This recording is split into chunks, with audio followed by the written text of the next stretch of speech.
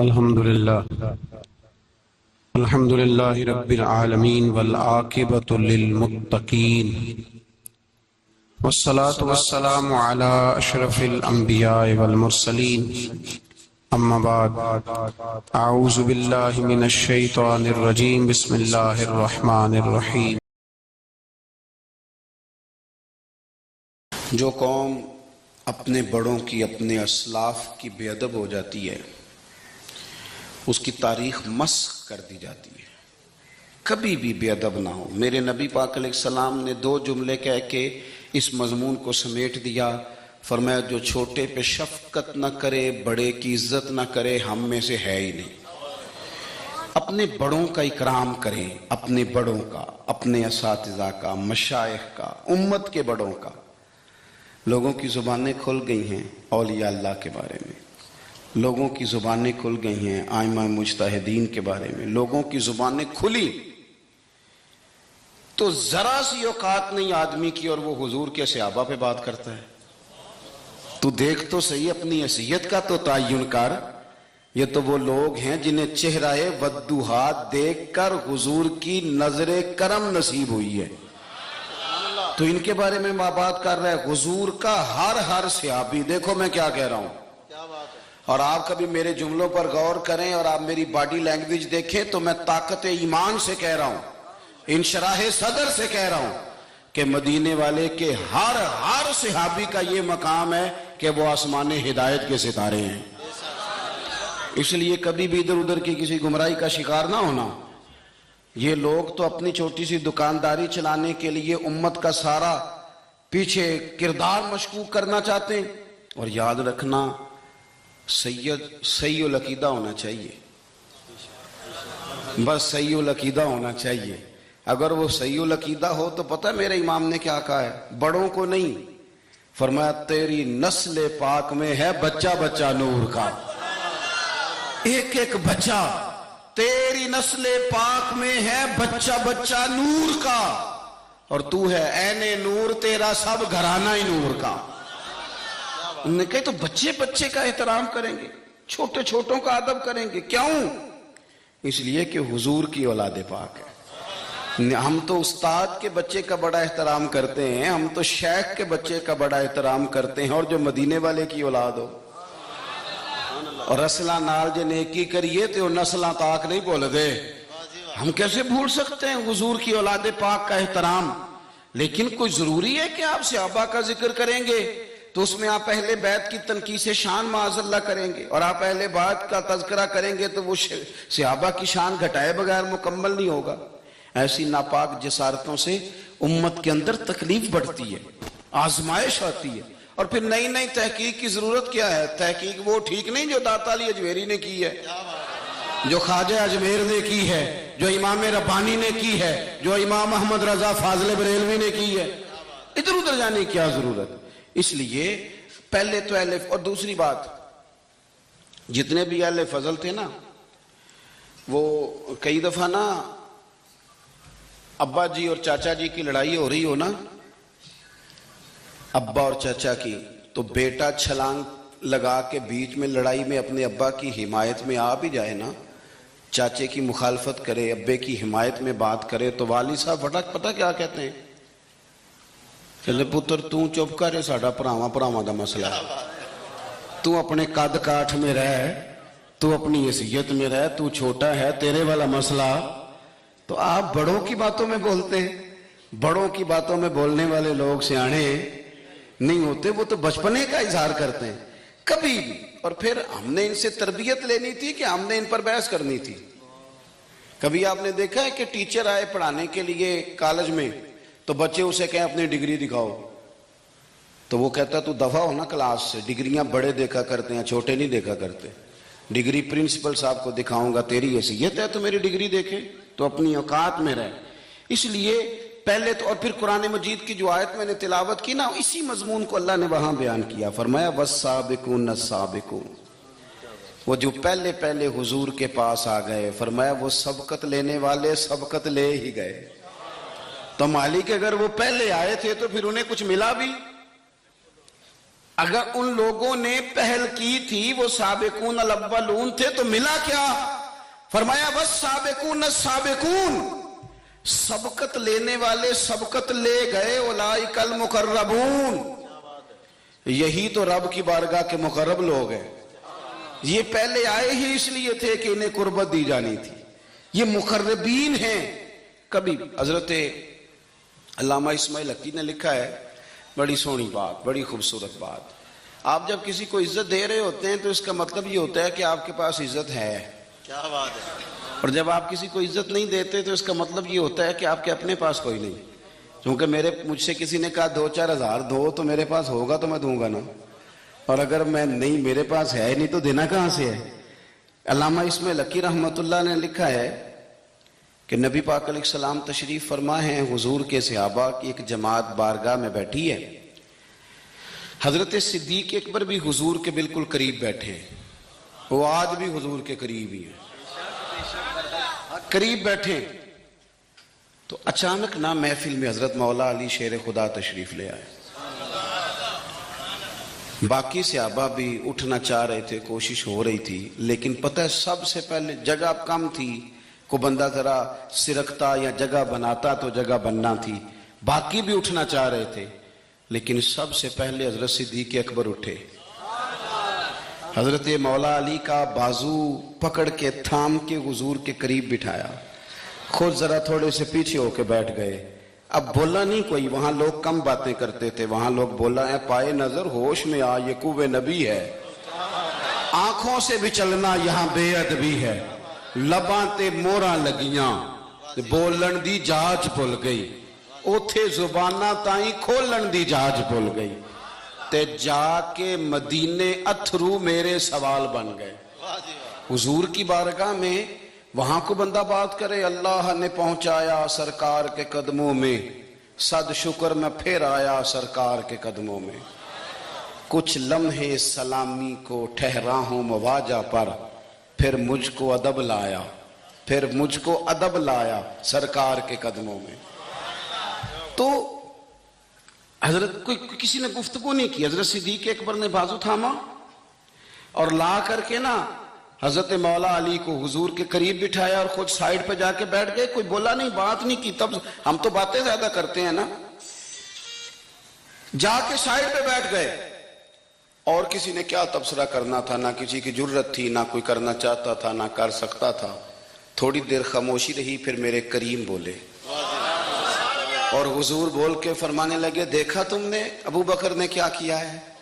اور پھر حضور فرمانے لگے، عزت والا ہی کسی کی عزت کو پہچان سکتا ہے، فضل والے ہی اہل فضل کو پہچانا کرتے ہیں۔ میں ذمہ داری سے کہتا ہوں کہ مولا علی کی شان کو اگر سمجھ سکتے ہیں تو ابو بکر صدیق سمجھ سکتے ہیں، اور حضرت صدیق اکبر کا مقام اگر کوئی جان سکتا ہے تو مولا علی ہی جان سکتے ہیں۔ سادات کرام سروں کا تاج ہوتے ہیں، بعض سادات کی بات بڑی یاد رہ جاتی ہے، میں نے ڈائریکٹ تو نہیں سنا، میں نے اپنے بزرگوں سے سنا۔ خطیب الاسلام حضرت پیر سید فیض الحسن شاہ صاحب، اہل و معار شریف والے، حضرت شاہ صاحب نے زیارت کی ہوگی تو ہم نے جی بار بار کی فرما رہے ہیں۔ تو شاہ صاحب سید تھے، بہت بڑا خاندان تھا، ان کے دادا کو چراغ ہند کہا جاتا تھا، حضرت پیر چندن شاہ بڑے لوگوں میں سے تھے، اکابرین میں سے۔ سلسلہ نقشبندیہ سے ان کا سلسلہ طریقت تھا، چورا شریف سے۔ تو بڑی باتیں سمجھا کے، اس موضوع پر بڑی باتیں کر کے، ایک بزرگ فرمانے لگے، ایک تقریر میں انہوں نے بات کی تو میں کئی راتیں روتا رہا کہ یار اس طرح بھی ہوتا ہے۔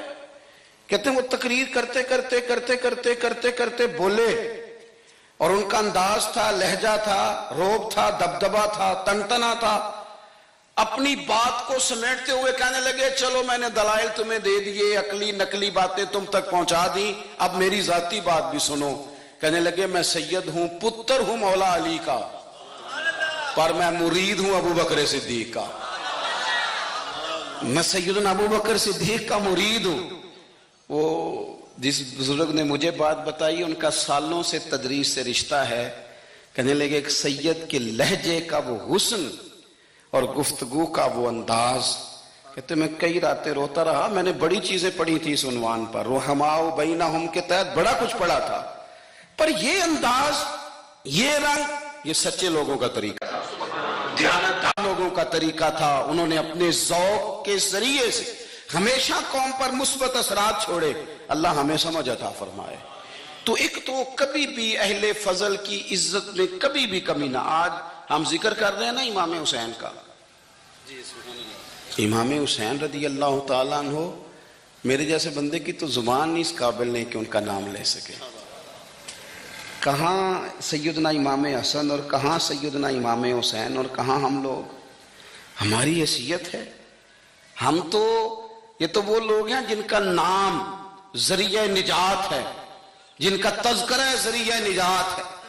ان لوگوں کے ساتھ جب سے یہ بحث معاشرے میں بڑھی ہے نا، جب سے لوگوں نے شکوک بڑھا دی، آپ یقین کریں صحابہ اور اہل بیت کے ساتھ جو وارفتگی تھی نا لوگوں کی، وہ جو ذوق تھا، کسی کا بھی نام آتا تھا تو لوگ مچل جاتے تھے۔ اب تو کسی ایک کا ذکر شروع کرتے ہیں تو کانوں میں خارش شروع ہو جاتی ہے، لوگوں کو پریشانی ہونے لگتی ہے، پھر یہ فلانے کا تذکرہ ہونے لگا۔ بھئی آپ کیوں پریشان ہو رہے ہیں؟ یہ سارے اسی دریائے محبت کی نہریں ہیں جس کو مدینے والے محبوب نے اپنے دستے مبارک سے چلایا ہے۔ آپ کیوں یہ کام کرتے ہیں؟ کیوں انتشار کا سبب بنتے ہیں؟ نہ کریں جی، آپ کی مہربانی، اللہ آپ کو سلامت۔ سب کو ایک جیسی گرمی لگ رہی ہے، ویسے تقریر کرنے والے کو تھوڑی سی زیادہ لگتی ہے باقیوں سے، لیکن یہ کہ میں چونکہ بہت سارے لوگ بیٹھے ہیں تو یہ مناسب نہیں لگتا مجھے بات کرنے دیں۔ اللہ آپ کو اس کا اجر دے اچھے ارادے اور اچھی نیت پر۔ آپ غور کریں جی میری بات پر۔ حضرت امام حسین رضی اللہ تعالیٰ عنہ یہ حضور کی اولاد پاک ہیں۔ پیروں کو نا تھوڑی مٹی لگ گئی، عمر جوانی کی تھی، داڑھی مبارک ساری سیاہ تھی، کالی تھی۔ حضرت ابو ہریرہ ان سے سالوں بڑے تھے، امیر المومنین فی الحدیث۔ حضرت ابو ہریرہ نے دیکھا کہ امام حسین کے مقدس قدموں کو مٹی لگ گئی۔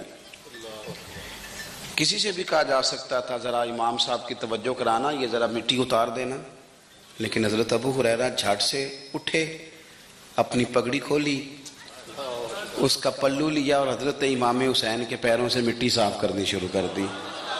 کیوں کہ اہل فضل ہی کسی کی فضیلت کو جان سکتا ہے، عزت والا ہی کسی کو عزت دیتا ہے، جس کے پاس وقار ہو۔ او میرے سنگیو، لوگوں کی باتوں میں نہ آنا، یہ تمہیں الجھا دیں گے، یہ تمہیں تفریق میں ڈال دیں گے، یہ انتشار برپا کریں گے۔ یہ وہ حسین جماعت ہے جو حضور کے سامنے بیٹھا کرتی تھی۔ ان سے پیار کرنا، ان سے محبت کرنا۔ آپ کبھی ترمذی کی ایک حدیث پڑھیں تو مر جانے کو جی کرتا ہے۔ حضور نے فرمایا تھا میرے صحابہ کے بارے میں اللہ سے ڈرنا، میرے بعد انہیں اپنی زبانوں کا نشانہ نہ بنانا۔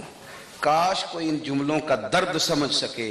فرمایا رب سے ڈرنا، اور کریم فرمانے لگے جس نے ان سے محبت کی میری محبت کی وجہ سے محبت کی، اور جس نے ان سے عداوت رکھی میری وجہ سے رکھی۔ کبھی بھی کسی میں، اور جو حضور کی اولاد ہے، صحابہ کرام نے ایک جگہ کچھ نذرانہ جمع کیا اور جمع کر کے کہا کہ حضور کی بارگاہ میں پیش کرنا ہے۔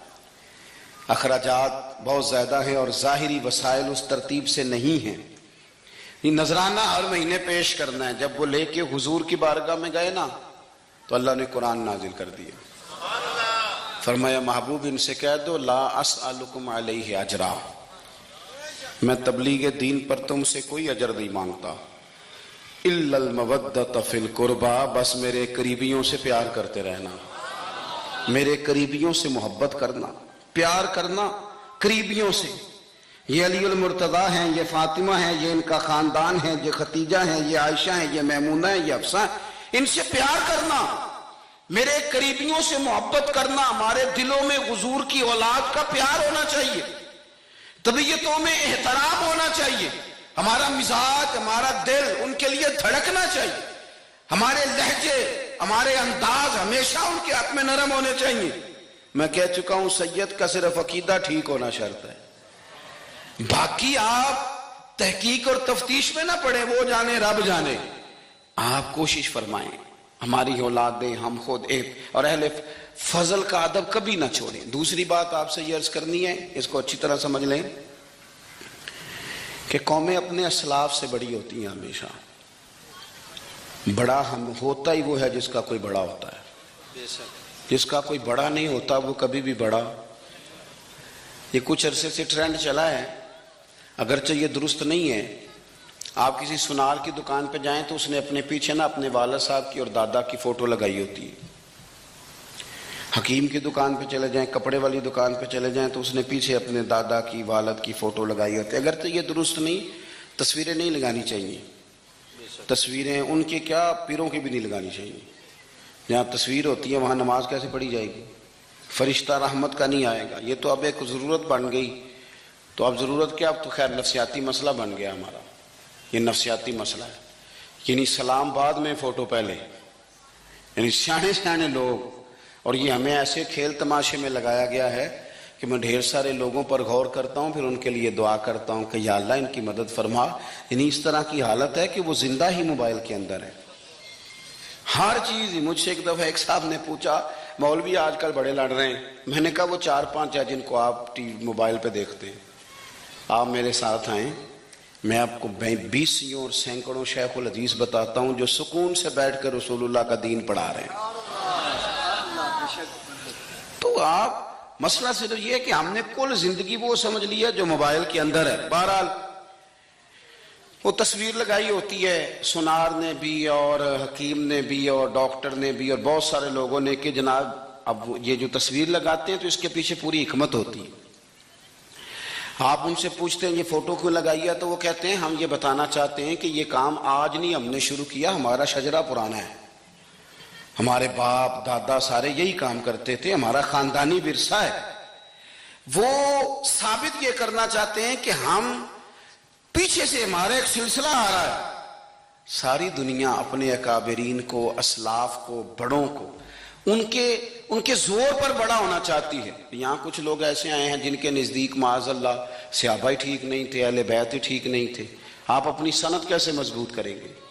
اگر وہ اولین جو حضور کے سامنے بیٹھتے تھے وہی ٹھیک نہیں تھے تو پھر ان سے ہو کے جو دین آگے آیا اس کو تم کیسے ٹھیک مانو؟ ساری چیزوں کو مشکوک کرنا چاہتے ہیں۔ ہمارے بزرگوں نے، امام بخاری نے، امام مسلم نے محنت کر کے حدیثیں تلاش کی، اصول بیان کیے کہ یہ حدیث صحیح ہے، متواتر ہے، حسن ہے، ضعیف ہے، کیا ہے، اس کے اصول اور قاعدے بیان کیے۔ اور جب انہوں نے خود پوری تحقیق کی، آپ تھوڑی سی، آپ مشکل بات نہیں کر رہا، تھوڑی سی آپ غور کریں گے، انہوں نے سینکڑوں میل کا سفر کیا، گھوڑوں پہ، پیدل، اونٹوں پہ، ریسرچ کر کے بتایا کہ یہ حدیث بالکل درست ہے، اپنی سند کے اعتبار سے، متن کے اعتبار سے یہ متواتر درجے کی ہے۔ انہوں نے پوری ریسرچ کی۔ پھر غور کریں کیا کہہ رہا ہوں، جب پوری تحقیق کر لی تھی تو پھر انہیں کہنا چاہیے تھا نا یہ نبی پاک نے فرمایا ہے، کہنا چاہیے تھا نا کہ یہ حضور نے فرمایا، ہماری تحقیق ہے، حدیث درست ہے۔ لیکن کسی نے بھی ڈائریکٹ نہیں کہا۔ انہوں نے جب بھی کہا کہنے لگے حضرت عبداللہ ابن عمر فرماتے ہیں کہ حضور نے یوں فرمایا، حضرت انس بن مالک فرماتے ہیں کہ حضور نے یوں فرمایا، حضرت جناب سیدہ عائشہ صدیقہ فرماتی ہیں یوں حضور نے فرمایا، حضرت ابو ہریرہ فرماتے ہیں یوں حضور نے فرمایا۔ انہوں نے نا پہلے اس صحابی کا نام لیا جنہوں نے وہ بات اپنے سینے میں محفوظ کی۔ کیا بتایا انہوں نے ہمیں کہ ہم دنیا گھوم آئے ہیں، ریسرچ کر آئے ہیں، تلاش و بسیار کے بعد اس نتیجے پہ پہنچے ہیں کہ دین کا اصل فیض وہی ہے جو صحابہ اور اہل بیت کے سینوں سے ہو کے امت کو نصیب ہوا ہے۔ اصل فیضان وہ ہے جو وہاں سے ہو کے آیا۔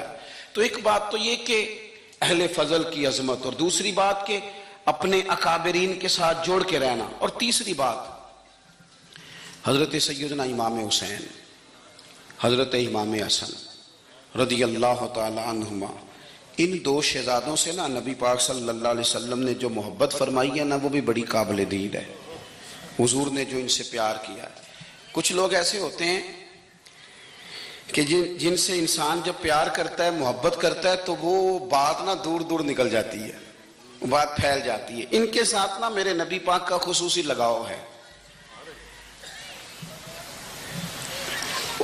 اس کا مطلب یہ نہیں کہ ہر نانا ہی اپنے نواسے سے پیار کرتا ہے، یہ معنی نہیں۔ رسول پاک علیہ السلام جو کام بھی کرتے ہیں اللہ کی وحی کے ساتھ کرتے ہیں۔ حضور کا ہر کام وحی خدا ہے، اپنی مرضی سے حضور کوئی کام نہیں کرتے۔ تو نبی پاک نے جو بھی کیا ہے وہ امت کے لیے نمونہ ہے۔ حسنین کریمین سے جو حضور کا پیار ہے، جو نبی پاک علیہ السلام کی ان کے ساتھ والہانہ محبت ہے، اعلیٰ حضرت بریلوی نے حدیث لکھی ہے، راوی حضرت عثمان غنی ہے رضی اللہ تعالیٰ عنہ۔ حضور سید عالم صلی اللہ تعالیٰ علیہ وآلہ وسلم نے نا گھر میں پیغام بھیجا، فرمایا فاطمہ سے کہو ذرا حسن حسین کو تو بھیجے۔ یہ سارا دن ہی حضور کے پاس رہتے ہیں، سارا دن ہی، لیکن وہ جو والہانہ پن ہے، جو محبت ہے، جو ان کے ساتھ محبوب کا خاص لگاؤ ہے، سیدہ سے کہو ذرا شہزادوں کو بھیجے، تھوڑی سی دیر ہو گئی آنے میں۔ اعلیٰ حضرت فرماتے ہیں یوں لگتا جیسے سیدہ فاطمہ کپڑے نہیں ماں بدلنے لگتی بچوں کے، خوشبو نہیں لگانے لگتی، تھوڑی تیاری میں دیر ہو گئی تو محبوب نے نظریں جمائی ہیں اس حجرے کی طرف جہاں سے امام حسن اور حسین نے آنا ہے۔ رحمت کے عجب ہی جمیلے ہیں، حسنین یہاں پر کھیلے ہیں۔ تو دونوں شہزادوں جب دروازہ کھلا تو حضرت عثمان غنی کہتے ہیں بچے جب نکلے نا دونوں تو یہ کوئی 10 15 50 100 میل دور سے تھوڑی آ رہے ہیں، تو یہی رہتے ہیں محبوب کے قرب خاص میں، انہیں سایہ کرم ہر وقت نصیب ہے۔ لیکن نبی کریم علیہ السلام کا جو والہانہ پن ہے، جو ان کے ساتھ حضور کا رشتہ محبت ہے، جیسے ہی دونوں شہزادے آئے حضرت عثمان غنی فرماتے ہیں محبوب نے مقدس گھٹنے زمین پہ رکھ دیے اور دونوں بازو کھول دیے۔ ایک شہزادہ اس سینے سے لگ گیا اس کندھے سے، ایک اس کندھے سے لگ گیا۔ اور پہلے بھی حضور پیار کرتے تھے پر آج تو رخ ہی بدل گیا بات کا۔ اللہ کے پیارے حبیب علیہ السلام فرمانے لگے اے اللہ، یہ دونوں شہزادے کندھے سے لگے ہوئے، حضور فرمانے لگے اے اللہ میں ان دونوں سے محبت کرتا ہوں، تو بھی ان سے محبت فرما۔ اور کہا اے اللہ جو جو میرے حسن حسین سے محبت کرے تو ان سب سے محبت فرما، تو ان سب سے پیار کر جو میرے حسنین سے پیار کرے۔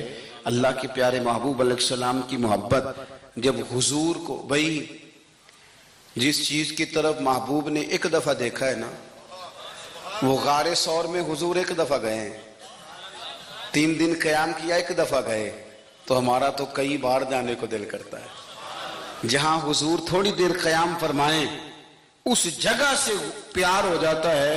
اور جن شہزادوں سے حضور اس والہانہ انداز میں پیار کریں، ان کی محبت، ان کا پیار ہمارے دلوں میں ہونا چاہیے، اور کچھ نہ ہمارے جذبات ہونے چاہیے، کچھ ہمارے جذبات میں والہانہ پن ہونا چاہیے ان شہزادوں کے لیے۔ آج کل نا ہمارے ہاں دور ہے تقریروں کا، پوسٹیں لگانے کا، اپنی اپنی اور ویسے بھی جو ہم لکھ رہے ہوتے ہیں، جو بول رہے ہوتے ہیں، وہ اپنے لیے نہیں ہوتا الا ماشاءاللہ، وہ تو سامنے والے کے لیے ہوتا ہے۔ تو حضرت مجدد الفسانی رحمۃ اللہ علیہ کے حالات پہ ایک سیرت نگار نے لکھا ہے کہ آپ نے ایک شخص کو نا اپنے سلسلہ نقشبندیہ میں اجازت دی کہ اب آپ بھی آگے اللہ اللہ بتائیں، تربیت کریں، یہی طریقہ ہوتا تھا۔ تو ان کو خلافت دے دی، اب وہ سلسلہ طریقت میں آگے اشاعت سلسلہ کا کام کریں گے۔ کچھ عرصے کے بعد وہ خلیفہ صاحب نے حضرت شیخ کو خط لکھا تو کہنے لگے حضور آپ نے فقیر کو اجازت دی تھی، اب میں تقریر بھی کرتا ہوں، تدریس بھی کرتا ہوں، تصنیف بھی کرتا ہوں۔ تو حضرت فرمانے لگے آپ بہت اچھے کام کر رہے ہیں، رب آپ کو برکت دے، پر یہ سارا کچھ تو آپ لوگوں کی اصلاح کے لیے کر رہے ہیں، کچھ اپنے لیے بھی کرتے ہیں، رات کو تہجد میں اٹھ جاتے ہیں، کچھ اللہ کے حضور رونا نصیب ہو جاتا ہے، کچھ آپ کو درود و سلام کی کیفیات نصیب ہوتی ہیں۔ یہ تو جو کچھ ہے الحمدللہ بہت اچھا ہے، قابل تعریف ہے، پر یہ تو آپ خدمت دین کا کام کر رہے ہیں نا، لوگوں کی، آپ اپنے لیے کیا کر رہے ہیں؟ یہ بھی تو مقام غور ہے۔ بہت ساری چیزیں آج ایسی ہیں جو تقریروں میں تحریروں میں، لیکن ہمارے پرانے بزرگ جو تھے ان کا رنگ اور تھا، ان کا انداز والہانہ تھا، والہانہ۔ میں نے کئی دفعہ سنائی ہے بات، پھر سناتا ہوں۔ بڑی عید پہ نا میرے والد صاحب چاول لائے، غریب گھر تھا تو ثابت چاول اور بہترین چاول کم ملتے تھے، تو جو زیادہ اچھے چاول تھے اماں جی نے ایک دفعہ پکائے تو بڑے اچھے لگے، تو سب نے تعریف کری کہ چاول بڑے اچھے۔ تو تھوڑے دنوں کے بعد چاول پکے تو وہ والے نہیں تھے، تو ابا جی کہنے لگے والدہ سے کہ وہ چاول کتنے نہیں، یہ نوے پکا لینے آج۔ تو اماں جی فرمانے لگی کہ چاول بڑے سونے تھے، پیارے تھے، میں نے رکھ دیے ہیں، 10 محرم کو امام حسین کی نیاز پکائیں گے۔ ہمارا نا، آپ نے ناراض نہیں ہونا، محفل میلاد کی ہو یا 10 محرم کی ہو ہوتے نہیں جاؤں گے ناراض؟ محفل کے منتظمین اگر مجھ سے بگڑ نہ جائے تو بات کر دوں، کام مشکوک ہو گیا، رحم دئیے کوئی اور ہی کر لیں گے، کر دیں جی۔ محفل شریف کی جو لنگر ہے اس کو کہتے ہیں تبرک ہے، ایسے ہی ہے، ہوتا بھی ہے، وہ تبرک ہوتا ہے نا جی۔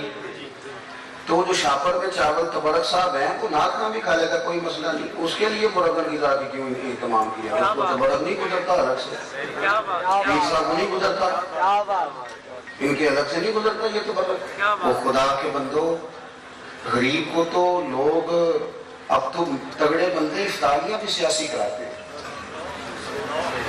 وہ تو دعوتوں میں بھی تگڑوں کو بلاتے ہیں۔ یہ محفل میلاد تھی، محرم کی محفل تھی، 11ویں کی محفل تھی، جس میں ماڑے ماڑے لوگ آتے تھے، تم نے اس میں بھی غریبوں کا شاپر والا چاول بنا دیا اور امیروں کے لیے لنگر مہمان خصوصی کے لیے تم نے الگ سے بنا دیا۔ کاش میلاد کی محفل میں تم زیادہ بوٹیوں والے چاول پکاتے، سب کے لیے ایک جیسے، اور غریب کو پرات بھر کے دی جاتی۔ اس کے بچے جو سالہ سال گوشت سے لڑائی کرتے ہیں وہ چاروں بچے ساتھ لے آتا، اور جب بچے چھوٹے چھوٹے دیہاتی غریب وہ کھانا کھا رہے ہوتے ہیں تو ابا جی سے پوچھتے، ابا جی آج کی ہے؟ یہ بھی ایک سبق ہے میلاد کا، آج کی ہے، سانوں تے کدی ہم گوشت نہیں لپا، آج کی ہے۔ ابا جی تھپکی دے کے پیار کر کے، ہو سکتا ہے ہمارا وہی پڑھتا، رو کے کہنا پتر آج راجے راجے کھاؤ بوٹیاں، آج رسول پاک کا میلاد۔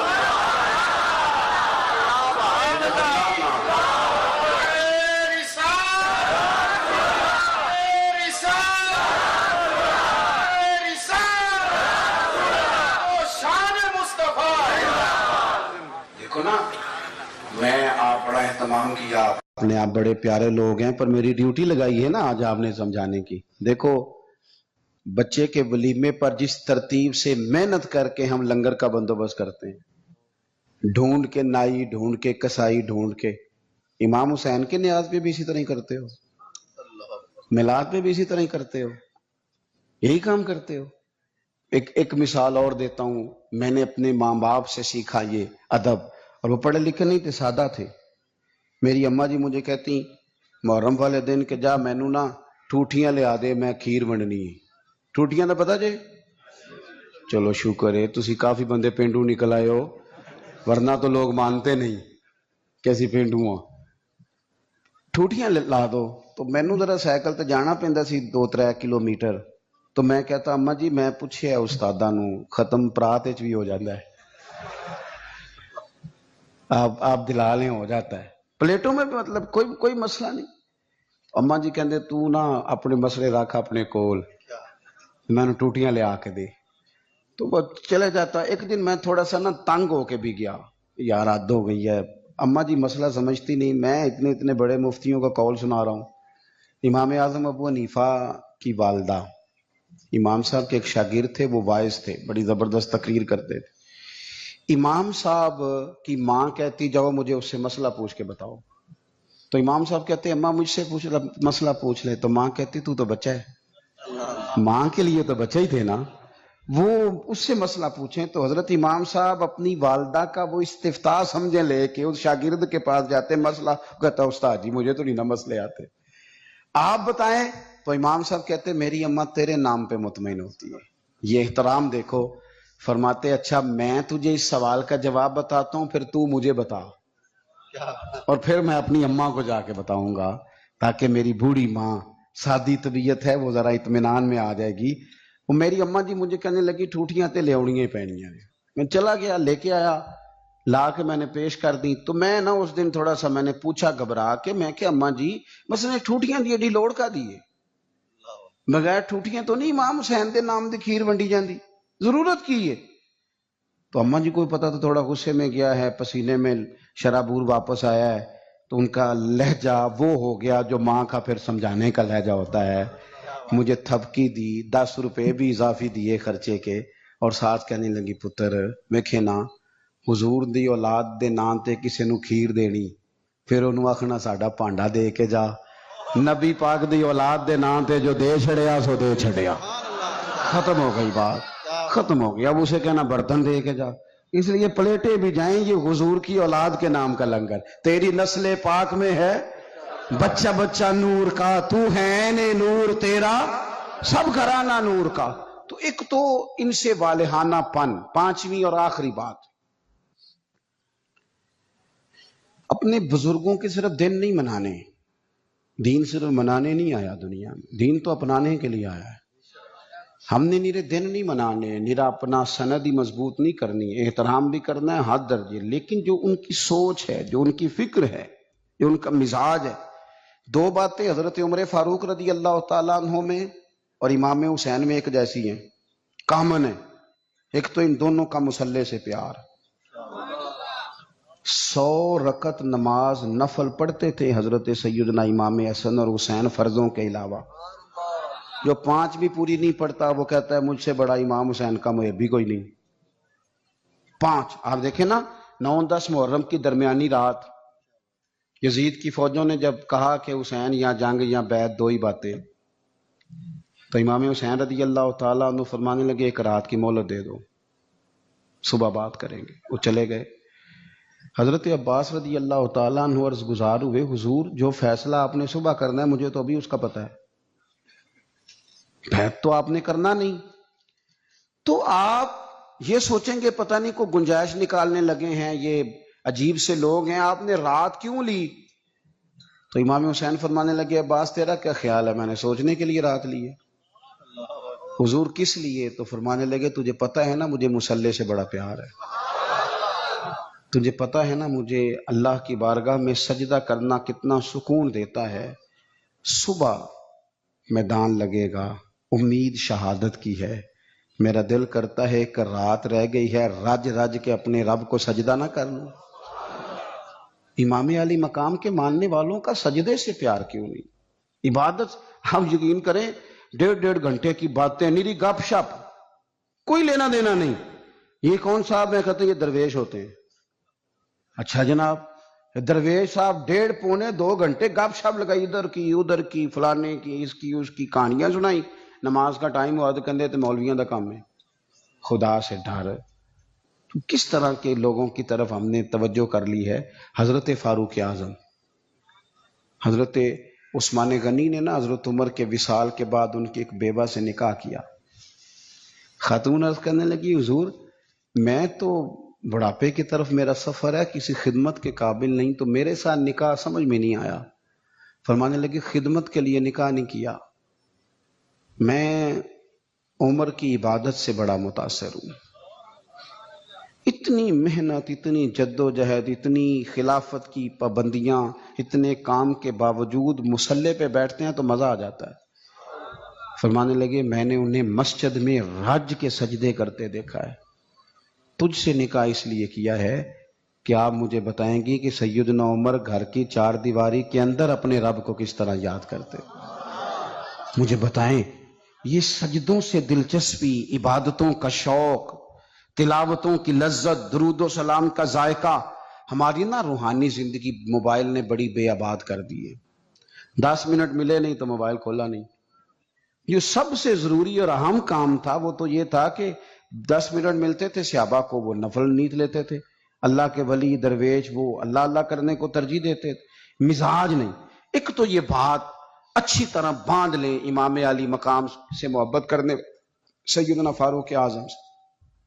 اور دوسری بات یہ کہ باطل سے کبھی سمجھوتا نہیں، باطل کے لیے گنجائش نہیں. ہم مختلف حکمتیں، مختلف مصلحتیں، مختلف کہانیاں چھیڑ کے باطل کے لیے گنجائش پیدا کرتے ہیں.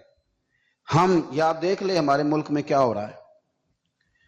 وہ ایک دوست آئے تھے میرے پاس جمعے سے 4-5 دن پہلے، بزرگ بندے ہیں کبھی کبھی آ جاتے ہیں، تو مینوں کہنے لگے پیر صاحب بھلا کی ہو رہا ہے ملک وچ؟ میں کہا جی سب دے سامنے ہی ہے. فرمان لگا جی تو بچپن چ کھیڈی دا سی نا تے کھیڈ دا ہار جیت دا نتیجہ نہ منن دا ارادہ ہوندا سی تے ادوں آکھیدا نہیں دوبارہ کرو تساں رود ماریا ہے، کہندے نے یہ کچھ ہو رہا ہے صبح و شام۔ پر آپ دیکھیں مذاق اتنا زیادہ ہے، اب تو باہر کے ممالک ہمیں کہتے ہیں کہ کس طرح کے لوگ ہو تم، صرف مذاق نہیں کسی کے ساتھ ہو رہا ہوتا، صبح و شام مذاق ہو رہا ہے، حد ہو گئی۔ یعنی ایک بندہ اٹھا اس نے کہا میں ہر بندے کو روٹی کپڑا اور مکان دوں گا، اس پر اس نے حکومت قائم کر لی، ہوئی کہ نہیں آپ کے ملک میں؟ پھر دیا اس نے سب کو روٹی کپڑا اور مکان۔ پھر ایک اٹھا تو اس نے کہا قرض اتارو ملک سوارو، لوگوں نے، عورتوں نے، خواتین نے، بچوں نے اپنے کانوں سے اتار اتار کے بالیاں بیویوں نے دے دی، پھر اتر گیا قرضہ ملک کا۔ پھر ایک تیسرے صاحب آ گئے، کہا میں کرپشن ختم کر دوں گا، پھر کرپشن زیادہ لوگوں کو ٹکٹیں دے دی، ان کو منسٹر بنا دیا۔ بیچاری قوم تو تمہارے جھوٹے سچے نعروں کے پیچھے لگ جاتی ہے، لیکن رب کریم کی بارگاہ کو کیا جواب دو؟ میرے پاس آپ یقین کریں لوگ آتے ہیں ہمارے پاس نا، خانقاہوں، آستانوں، مساجد میں لوگ نیک آدمی سمجھ کے آ جاتے ہیں دعا کرانے، وہ پھر اپنا دکھ بھی سنا کے جاتے ہیں، لوگوں کی تکلیفیں سنی نہیں جاتی۔ یہ جتنے سیاسی تبصرے ہیں یہ اسی والے کمروں کے ہیں، امیر پیروں کا، وزیروں کا، تگڑے لوگوں کا، عوام سے گیپ زیادہ ہو گیا ہے، عام آدمی کی دکھ نہیں سمجھ پا رہے ہم لوگ غربت کی سطح سے نیچے زندگی گزار رہے ہیں۔ یار حد ہو گئی نا کہ ہم اس ملک میں رہتے ہیں جس میں ڈھیروں لوگ ایسے ہیں جنہیں صاف پانی نہیں ملتا، پینے کا صاف پانی، کچھ نہیں صاف پانی مل جائے۔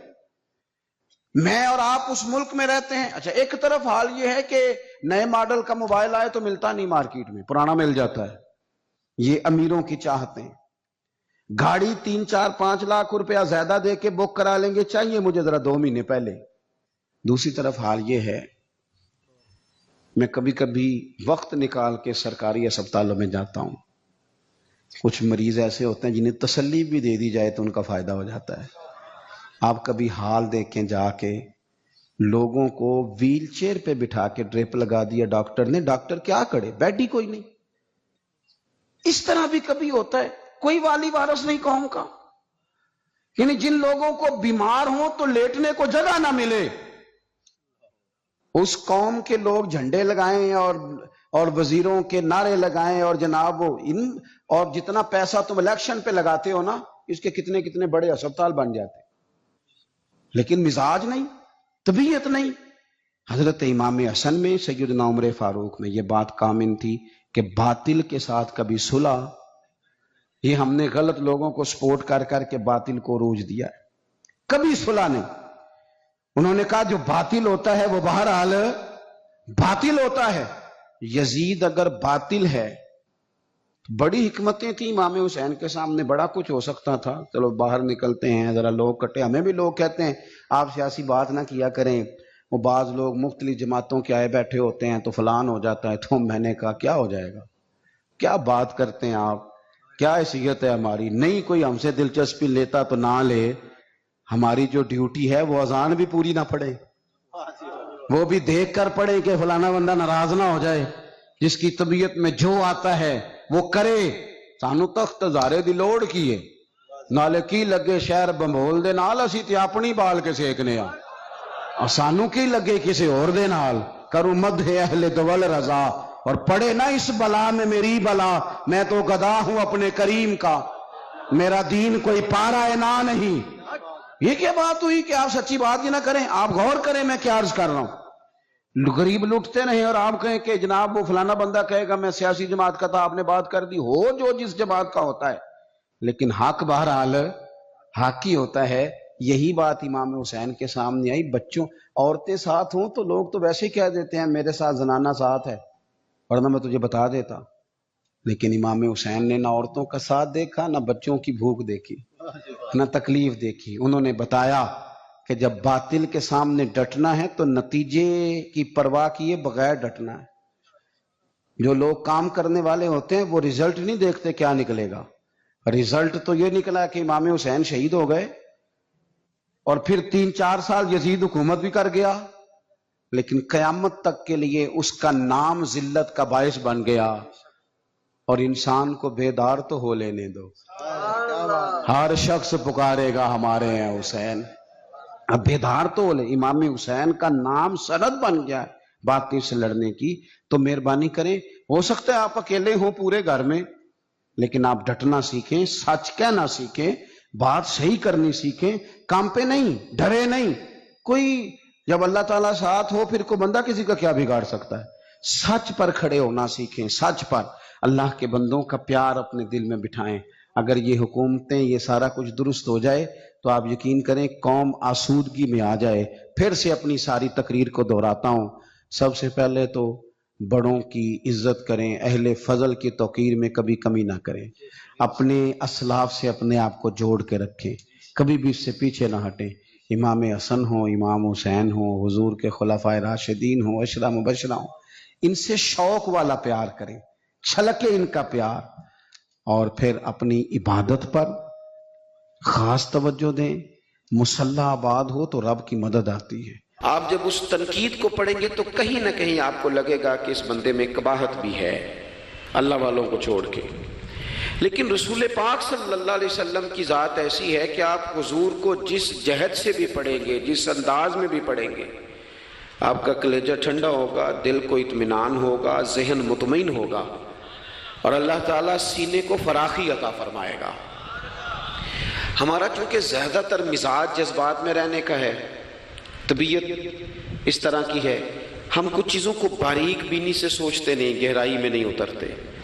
رسول پاک صلی اللہ علیہ وسلم کو اللہ نے بڑی شانیں عطا فرمائی، حضور کو اللہ نے بڑی عظمتیں عطا فرمائی، بڑی۔ اللہ کے رسول صلی اللہ تعالی علیہ وسلم امام الانبیاء ہیں۔ دیکھیں نا، کوئی آدمی کسی جماعت کی ایک چھوٹی سی تحصیل کا صدر ہوتا ہے تو وہ کارڈ بنوا لیتا ہے، اور اس پہ اس نے کئی جگہوں پہ لکھوایا ہوتا ہے کہ میں صدر ہوتا ہوں، یہ میں دنیا میں، تو لوگ اپنا کارڈ دے کے نا تو فوراً پہ میرا بھی مانگتے ہیں۔ تو میں کہتا ہوں میں نے تو کبھی بنوایا ہی نہیں، ضرورت ہی نہیں پڑی، کبھی بنوایا ہی نہیں، کارڈ کی کیا ضرورت ہے؟ اگر خوشبو ہو تو وہ آ جاتی ہے، اسے بتانا تھوڑی پڑتا ہے کہ میں خوشبو ہوں۔ تو ہوتا یہ ہے کہ چھوٹی سی تحصیل کا ایک شخص اور کسی جگہ اسے کوئی نمائندگی ہے تو وہ بات کرتا ہے، ہم تقریریں کر دیتے ہیں، آپ لوگ سن لیتے ہیں، ذرا غور تو کریں کیا کہہ رہا ہوں۔ کائنات میں سب سے بہترین انسان نبی اور رسول ہوتے ہیں، اور اللہ نے اپنے محبوب پاک کو نبیوں کا امام بنایا ہے۔ اس فضیلت کو سمجھیں۔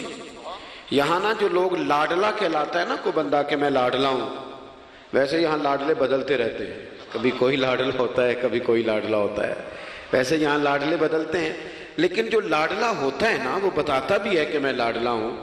اور کسی کا بھی کوئی لاڈلا ہو جائے تو وہ ناز نخرے دکھاتا ہے۔ رسول کریم اور رب کے لاڈلے محبوب ہیں۔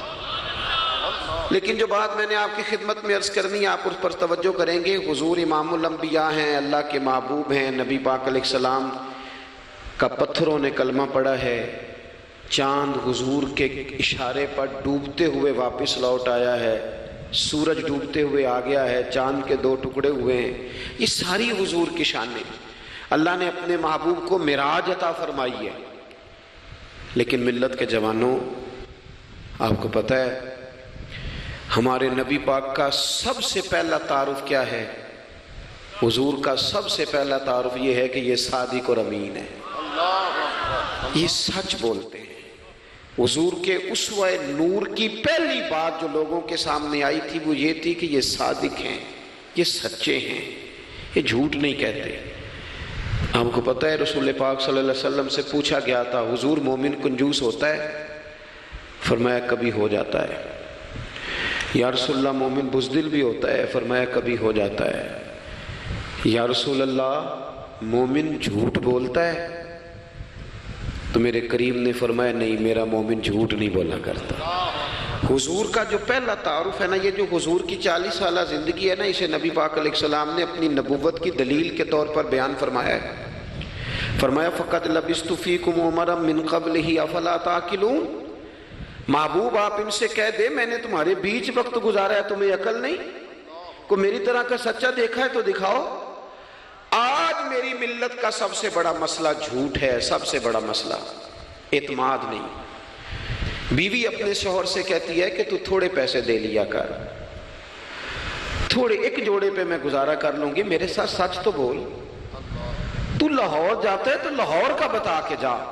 ماں کہتی ہے پتر سے کہ پتر تھوڑی باتیں بتایا کر پر سچی بتایا کر۔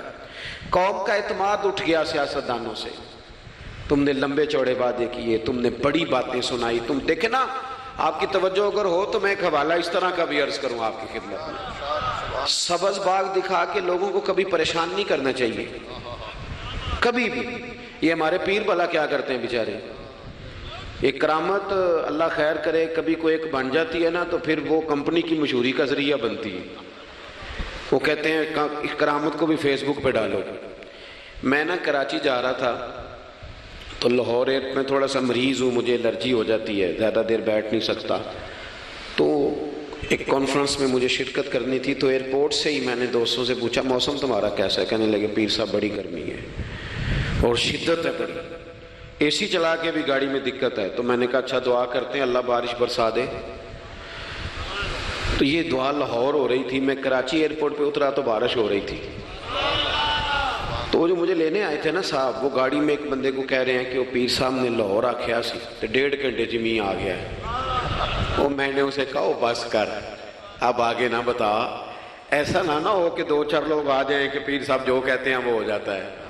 جڑے محرم راز حقیقت دے اور راز حقیقت کھول دے نہیں، جڑے محرم راز حقیقت دے اور راز حقیقت کھول دے نہیں، اے جنہ ویکھیا نہیں او کرن گلاں، جنہ ویکھ لیا او تے بول دے ہی نہیں۔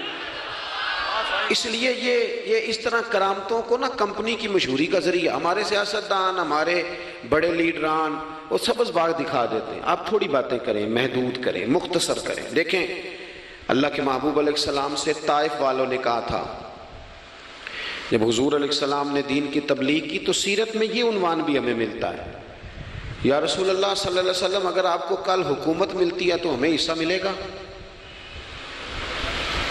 عرب کے لوگوں کا مزاج تھا نا، انہوں نے حضور سے کہا اگر کل کلاں حکومت ملتی ہے تو ہم شریک ہوں گے؟ تو حضور مسکرائے، اور میرے نبی پاک کو حکومت ملنے کا پاک کتنا زیادہ تھا کہ مکے سے ہجرت کر رہے ہیں، مدینہ شریف ابھی پہنچے نہیں، رستے میں سراقہ بن مالک سے کہہ رہے ہیں کسرا کے کنگن آئیں گے، یعنی حضور بتا رہے ہیں کہ سپر پاور بھی ساری یہاں آ جائے گی۔ حضور تو خندق والے دن ایک ہتھوڑا مارتے تھے تو فرماتے تھے روم فتح ہو گیا، دوسرا مارتے تھے تو کہتے تھے ایران فتح ہو گیا۔ یہ بخاری میں چیزیں آپ کو ملیں گی۔ حضور کو کامل یقین تھا کہ اذا جاء نصر اللہ والفتح، کامل یقین تھا کہ ان فتحنا لک فتحا مبینا، یہ ہوگا سارا کچھ۔ لیکن انہوں نے جب کہا نا ہمیں حصہ ملے گا تو حضور مسکرائے، فرمایا تم کہتے ہو حکومت تمہیں ملے گی، فرمایا بھائی سنو، حکومت اسے ملتی ہے جسے اللہ عطا کرتا ہے۔ بات ختم کر دی۔ سچ بولیں زندگی میں، سچی بات کریں۔ اللہ کے رسول صلی اللہ علیہ وسلم نے ہمیں پہلا سبق سچ کا دیا، اسے سادی تقریر نہ سمجھنا، یہ عنوان دین ہے۔ اپنی زندگی سے جھوٹ کو نکال دیں۔ آپ جو تھوڑی باتیں کر لیں پر جو کہیں اس پر کھڑا ہونا سیکھیں، اپنی زندگی کے اندر استقامت کا نور لائیں۔ جوانوں، کبھی بھی جھوٹ کی بنیاد پر رشتے نہ قائم کرنا۔ آتے ہیں رشتہ دیکھنے والے تو کوئی باتیں سناتے ہیں، ہمارے گھر والے ہو بیٹا تو ولی ہوتا ہے، کیا بات ہے، اور پھر بعد میں یہ حالت ہوتی ہے کہ اماں کہتی ہے میں آپ بڑا سمجھانی ہے، انہوں میری بھی نہیں سنتا۔ تو وہ رشتہ دیکھتے وقت تو آپ نے کہا تھا کہ بہت بڑا درویش ہے۔ آپ اور بچی والے بھی کچھ ایسے کام کرتے ہیں، رشتہ کرانے والے سے کہتے ہیں ہم نے کار بھی دینی ہے۔ کیوں آپ نے لالچ پیدا کیا؟ کیوں پہلے آپ نے خرابیاں کی؟ اپنی زندگی میں سچ بولیں، سچی بات کریں، کبھی بھی کوئی ایسا کام نہ کریں جس سے کہ لوگوں کی طبیعت ایسی ہو کہ لوگ سمجھیں کہ یہ لوگ تو غلط بیانی کے عادی ہیں۔ دیکھیں بخاری میں موجود ہے، سیرت کی تمام کتابوں میں الفاظ کے اختلاف کے ساتھ یہ اپنی اصل کے ساتھ یہ چیز ہر جگہ موجود ہے۔ حضرت ابو سفیان رضی اللہ تعالیٰ عنہ بعد میں مسلمان ہوئے، فرماتے میں جب شاہ روم کو حضور کا خط گیا تھا نا ہرقل کو، حضور صلی اللہ علیہ وسلم نے اس سے کہا کہ کلمہ پڑھ لو، خطوط لکھے نبی کریم نے۔ اس نے کہا یہاں ڈھونڈو کوئی عرب کا سردار اگر آیا ہو تو میں ملنا چاہتا ہوں۔ ابو سفیان کہتے ہیں میں بغرض تجارت وہاں موجود تھا، مجھے لوگ پکڑ کے بادشاہ کے پاس لے گئے، میں کلمہ نہیں پڑھتا تھا۔ جب کوئی کسی کا مخالف ہوتا ہے تو اس نے کوئی کہانی بھی یاد کی ہوئی ہوتی ہے. ان لوگوں نے کہانی بھی یاد کی ہوئی تھی، معاذ اللہ جادوگر ہیں، شاعر ہیں، یہ کہانیاں بھی سناتے تھے. کہتے ہیں کہ مجھے وہ لے گئے، بادشاہ کے سامنے کھڑا کر دیا. اب بادشاہ نے سوالات پوچھے، میں کوئی حق میں نہیں تھا کہ میں حق میں باتیں کرتا، میں تو اس وقت تک کلمہ نہیں پڑھتا تھا، اور جو کفار کہتے تھے وہ ساری باتیں میں نے کرنی تھی.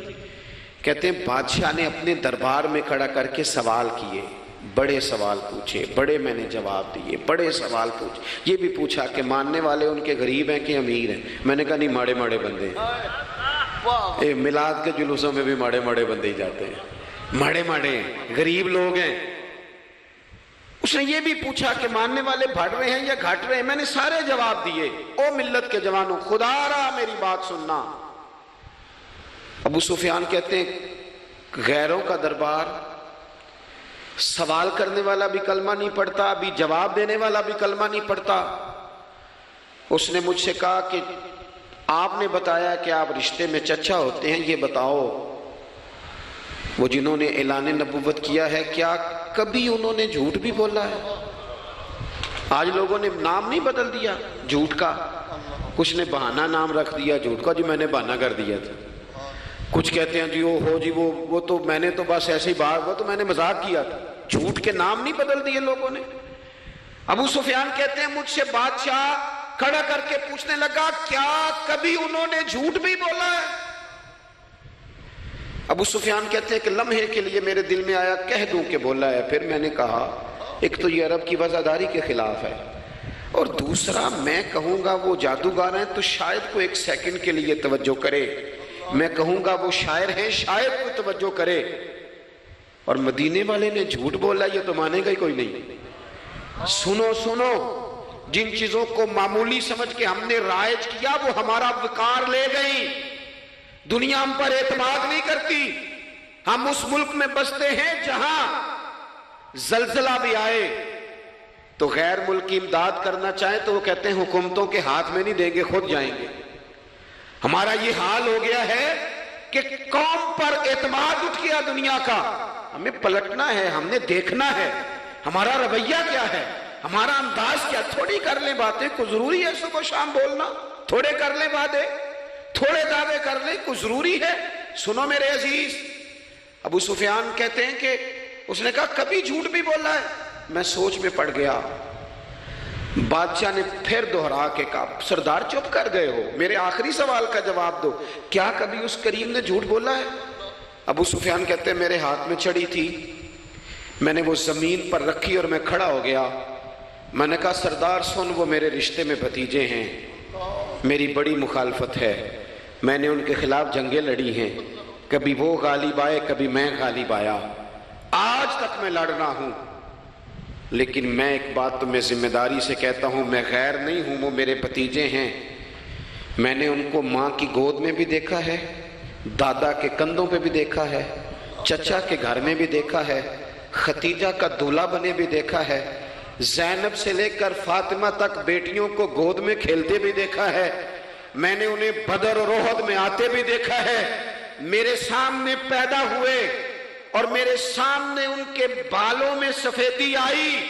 مخالفت اپنی جگہ پر میں تمہیں یہ بات ذمہ داری سے بتاتا ہوں، اس محبوب کی زبان سے جو بھی نکلتا ہے حق اور سچ نکلا کرتا ہے. وہ اسیر دشمن کی چاہ میں بھی، مخالفوں کی نگاہ میں بھی وہ امی ہے، صادق ہے، معتبر ہے. میرا پیغمبر عظیم تر ہے، میرا پیغمبر عظیم تر ہے، میرا پیغمبر عظیم تر ہے. ابو سفیان کہتے ہیں میں یہ لفظ کہے تو کتنے ہی لوگ دربار میں رو پڑے.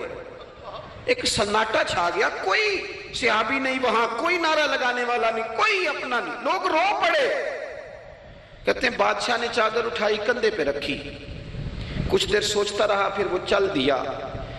میں نے پیچھے سے آواز دی، میں نے کہا تو نے اتنے سوال پوچھے، میں نے اتنے جواب دیے، کوئی رزلٹ بھی تو بتانا کیا نکلا، نتیجہ کیا ہے؟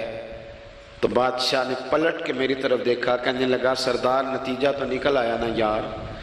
جس بندے نے بندوں سے جھوٹ نہیں بولا وہ یہ جھوٹ کیوں بولے گا کہ میں اللہ کا رسول بن کے آیا ہوں؟ اس نے او میرے بھائی اپنی زندگی میں سچ لاؤ. خدا را ہمارے گھروں سے لے کر حکومت کے ایوانوں تک ضرورت سچ کی ہے، ضرورت سچ کی ہے۔ دوسری بات، اپنی زندگی میں دیانتدار ہو جائیں، چھوڑ دے سامنے والا کیا کر رہا ہے، میں اپنے اس ممبر سے دیانتدار ہوں کہ نہیں، یہ میں نے اللہ کو جواب دینا ہے۔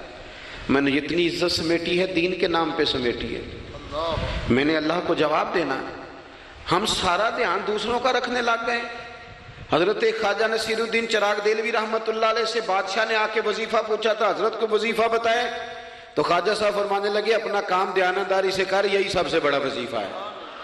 اپنی زندگی میں دیانتداری، امانت داری، آپ اس طرح کے ہو جائیں کہ آپ جس طرح آپ سمجھے نا کہ یہ حرام جانور ہے تو میرے منہ میں جائے گا تو مجھے الٹی آئے گی۔ آپ کبھی دیکھیں نا کہ حرام گوشت کوئی آپ کو بتا دے، آپ 2 لقمے آپ نے کھا بھی لیے، لطف آیا، تو کسی نے کان میں کہا یہ تو ذبح ہی نہیں ہوا تھا، بیمار تھا، تو الٹی آ جاتی ہے کہ نہیں؟ بولو، کیا آ جاتی ہے؟ انسان کا ذہن قبول کرتا ہے حرام کھانے کو؟ 2 کلو گوشت پہ الٹی آتی ہے تو 2 کروڑ روپے پہ کیوں نہیں آتی؟ ہمارے ایک دوست ہیں، یونیورسٹی کے لیکچرار ہیں، مجھے ایک دفعہ فرمانے لگے پیر صاحب عجیب بات ہے، ایک بندے کو نا کہیں جوتا پڑا مل گیا، بڑا قیمتی تھا، پر ایک پیر تھا جوتے کا۔ ہماری دیانتداری کچھ اس طرح کی ہے، ایک پیر ملا، جوتا بڑا قیمتی تھا، مہنگا تھا، تو اس نے اس کا مالک ڈھونڈنا شروع، یہ کس کا ہے، یہ کس کا ہے، یہ کہ وہ شور کر رہا ہے، لیکن تھوڑا سا آگے جا کے جوتے کا دوسرا پیر مل گیا، پر اس نے مالک ڈھونڈنا بند کر دیا۔ اس کو اب اس کا دوسرا پاؤں مل گیا تو اب اس نے، یعنی کئی دیانتدار بڑے دیانتدار ہیں لیکن دوسروں کے معاملے میں، اپنے معاملے میں نہیں۔ اپنی زندگی میں انصاف کریں۔ میں مسجد میں جمعہ پڑھاتا ہوں، میں نے ایک دن اپنے ایک مدرسے کے طالب علم سے پوچھا، بیٹا جمعرات کو میں نے پوچھا، میں نے کہا صبح جمعہ میں تقریر کیا کرنی ہے؟ کہتے میں جو فیصلہ نہیں کیتا۔ میں کہا تو بڑا مولوی ہے نا، میں چھوٹا، میں تو جمعہ پڑھا کے شام میں فیصلہ کر لینا بھی اگلے جمعے کی بیان کرنا ہے۔ کیوں؟ میں چاہتا ہوں میں ممبر سے دیانتدار رہوں، میں ایک ہفتہ تیاری کروں، میں نے قوم کو اللہ رسول کا دین بتانا ہے۔ میرا یہ مقصد تو نہیں ہے کہ 1 گھنٹہ مجھے ملے تو میں نے کسی طریقے سے اسے پار کرنا ہے۔ آپ اپنے کام کے ساتھ ہمیشہ دیانت کا مظاہرہ کریں۔ اگر آپ دیانتدار ہو جائیں، حضرت سعید بن عامر رضی اللہ تعالیٰ عنہ کو حضرت عمر نے کہا میں آپ کو ایک صوبے کا گورنر بنانا چاہتا ہوں، رو پڑے، فرمانے لگے اس قابل نہیں ہوں۔ آپ کہیں مجھے بھی آپ کہہ دیں کہ فلانا عہدہ ملتا ہے تو تیار ہے ساری دنیا ہی، کون انکاری ہے اس کام سے، سب تیار بیٹھے، لیکن روتے تھے لوگ کا جناب میں کہاں کر سکتا ہوں۔ حضرت عمر نے لگا دیا حمص کا گورنر۔ کچھ مہینوں کے بعد حضرت عمر تشریف لے گئے، جا کے پوچھا کہ کیسا ہے، تو پہلے تو ایک لسٹ منگوائی حضرت عمر نے، کچھ مال آیا ہے تو مختلف صوبوں میں بانٹنا ہے، غریبوں کی لسٹ لاؤ۔ ان کے صوبے کی لسٹ آئی تو تیسرا نام گورنر صاحب کا تھا۔ وہ کہا تمہارا گورنر مسکینوں غریبوں میں؟ کہنے لگے حضرت صاحب جو لسٹ بنانے والے تھے وہ کہنے لگے اب ان کے وجود پر جو کپڑے ہیں جگہ کوئی نہیں بچی، پیوند کہاں لگانے ہیں۔ دامان توکل کی یہ خوبی ہے کہ اس پر پیوند لگے ہوتے ہیں پر دھبے نہیں ہوتے، پیوند لگے ہوتے ہیں پر دھبے نہیں ہوتے۔ حضرت عمر نے معلومات کی ان کے صوبے میں جا کے، تمہارا گورنر کس طرح کا ہے؟ عرض کی حضور 4 شکایتیں۔ یہ جمہوریت ہے؟ آج تو ہر سیاسی جماعت میں ڈکٹیٹرشپ ہے، آج کہاں جمہوریت ہے؟ آج تو آپ جتنے شاہ کے وفادار ہو جائیں گے اتنا اچھا عہدہ لیں گے، جتنا مرضی قابل بندہ ہو جماعت کے اندر، لیکن اگر وہ پورا تابع دار نہیں تو نظام نہیں چلتا، جتنا مرضی قابل ہو۔ حضرت سعید بن عامر رضی اللہ تعالیٰ عنہ 4 شکایتیں، عام آدمی شکایتیں کر رہے ہیں۔ حضرت عمر نے کہا کون کون سی؟ تو انہوں نے کہا جی پہلی شکایت یہ ہے کہ ہمارے گورنر، توجہ ہے میرے بھائیوں کی، انہوں نے کہا جی پہلی شکایت یہ ہے کہ گورنر صاحب صرف دن کو ملتے ہیں، انہیں رات کو بھی لوگوں سے ملنا چاہیے۔ دوسری شکایت یہ ہے کہ جب شروع میں آئے تھے تو فجر کے بعد بیٹھ جاتے تھے، مسائل سنتے تھے، اب سورج نکلنے پر اشراق چاشت کے ٹائم 8، 9، 10 بجے آتے ہیں۔ تیسری شکایت یہ ہے کہ ہفتے میں 1 دن ملتے ہی نہیں۔ چوتھی شکایت یہ ہے کہ کبھی کبھی ایسے ہی رونے لگتے ہیں، بیٹھے بیٹھے بے ہوش ہو جاتے ہیں، تو آپ نے دیوانہ آدمی ہمیں دے دیا ہے۔ حضرت عمر فاروق رضی اللہ تعالیٰ عنہ نے حضرت سعید بن عامر کو مجمع میں پوچھا، جناب آپ پبلک کے نمائندے ہیں، آپ کو سوالوں کے جواب دینے چاہیے، بتلائیے نا۔ اور یہ پبلک کے نمائندے صرف سیاستدان نہیں ہوتے، پیر صاحبان بھی ہوتے ہیں، مسجد کا خطیب بھی ہوتا ہے۔ اگر حضرت عمر سے پوچھا جا سکتا ہے کرتا کہاں سے آیا، تو پیر صاحب سے بھی تو پوچھا جا سکتا ہے نا، ان کو بھی جواب دینا چاہیے، ان کو بھی بتانا چاہیے، اس لیے کہ وہی تو دعویٰ کر رہے ہیں فقر بتانے کا۔ تو حضرت عمر نے چاروں سوال کہا، سعید آپ کے ذمے 4 سوالوں کے جواب ہیں۔ تو حضرت سعید بن عامر نے گردن جھکائی، کہنے لگے پہلے ہی کہا تھا میں گورنری کے قابل نہیں۔ فرمایا اب تو بن گئے ہونا، جواب تو دینا ہے، حضور بتلائیے۔ فرمایا پہلا سوال آپ سے یہ ہے کہ یار لوگ کہتے ہیں رات کو کام پڑ جاتا ہے اور آپ ملتے نہیں۔ تو حضرت سعید بن عامر نے اپنی داڑھی پکڑ لی، عرض کی حضور یہ ساری سفید ہو گئی ہے، بڑھاپا ہے، دن مخلوق کے لیے رکھا ہے، رات اپنے رب کے لیے رکھی ہوئی ہے۔ اگر پھر بھی کسی کو شوق ہو تو سعید بن عامر جب بھی ملے گا مسجد میں ملے گا، ساری رات بارگاہ ربوبیت کی او سنگیو تھوڑا مسلح بھی یار مضبوط کر لو، تھوڑا سا نا، ہم نہ تھک گئے ہیں فون سن سن کے۔ بہت سارے لوگ ایسے ہیں جن کے وجود نہیں اتنی تھکے جتنے دماغ تھک گئے، کمنٹس پڑھ کے، کمنٹس دے کے، رائے دے کے، بڑے بڑے باصلاحیت لوگوں کے حافظے کمزور ہو گئے ہیں۔ خدا را اپنی صلاحیتوں کو زنگ لگا لو گے۔ یہ تو جتنے لوگ ہیں میڈیا چلانے والے، ان کو تو میڈیا چلانا ہے، اور اب تو پتہ نہیں کتنے چینل اور کتنے لوگ اور سوشل میڈیا پہ کتنے، اور ادھر کتنے تو ادھر کتنے۔ خدا را کچھ وقت اگر مصلے پہ ملے تو آپ یقین کریں روح تازہ ہو جاتی ہے، لمبی لمبی دعائیں مانگیں، اپنے رب کو اپنے دکھ سنائیں، رسول پاک کی بارگاہ میں یہ نذرانے پیش کریں، آپ محسوس کریں گے وجود طاقتور ہو گیا۔ حضرت سعید بن عامر کہنے لگے رات مصلے پہ گزارتا ہوں۔ دوسرا سوال آپ سے یہ کرنا تھا کہ یہ لوگ کہتے ہیں کہ آپ پہلے فجر میں آ جاتے تھے، اب اشراق چاشت کے بعد 9-10 بجے نکلتے ہیں۔ تو حضرت سعید بن عامر نے گردن جھکائی، کہا یہ میرا راز تھا، میری پرائیویٹ بات تھی۔ کہا جناب اب تو لوگوں کا سوال ہے۔ تو آپ فرمانے لگے میرے گھر میں خادم کوئی نہیں، غریب آدمی، بیوی بیمار ہو گئی ہے، 35 سال اس وفادار عورت نے میری ڈیوٹی کی ہے، بیماری میں چھوڑ دوں تو وفاداری تو نہیں نا۔ سویرے اٹھتا ہوں، گھر کا کام کرتا ہوں، پھر بیوی کے لیے ناشتہ بناتا ہوں، اسے کھانا کھلاتا ہوں، تیاری کرتے آتے دیر ہو جاتی ہے۔ دوسرے سوال پر لوگ رو پڑے۔ کہا تیسرا اعتراض آپ پہ یہ ہے کہ ہفتے میں ایک دن ملتے نہیں۔ تو حضرت سعید بن عامر کہنے لگے میں نے کہا تھا میرا پردہ نہ کھولا جائے، میں بڑا راضی ہوں رب کی عطاؤں پہ، میں کیوں کسی کے سامنے اپنا دکھ بیان کروں۔ گردن کو جھکا دیتا ہے خیرات کا پتھر، جہاں میں مانگنے والوں کے سر کبھی اونچے نہیں ہوتے، اور غیرت ہے بڑی چیز جہانے تگ و دو میں، پہناتی ہے یہ فقر کو تاج سردارا۔